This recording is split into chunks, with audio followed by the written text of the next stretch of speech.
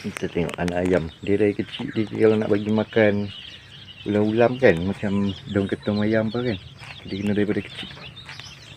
Macam ni kita ajar dia. Dasar baru bubuh.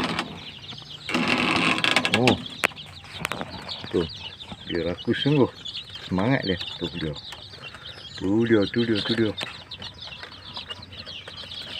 Sekejap ni petang lagi habis lah.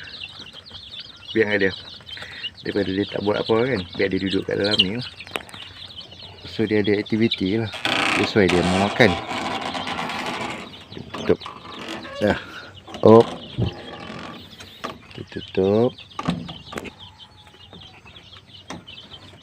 Biar dalam tu. Ini biar dalam ni. Alhamdulillah.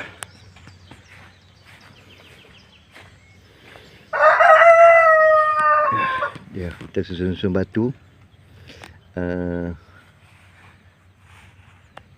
Nak start mengikat batu. Susun batu ni kita test dulu macam mana nak letak macam mana.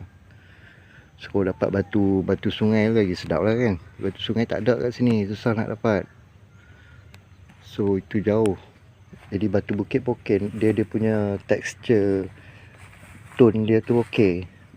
Dia okey. Tu batu bukit punya tone. Jadi macam telaga ni lah, nampak tak? Ini pun tak cukup lagi ni batu ni, kena batu besar ada lagi ni. Nampak dia punya tone untuk batu bukit punya. Nice dia lebih klasik lah,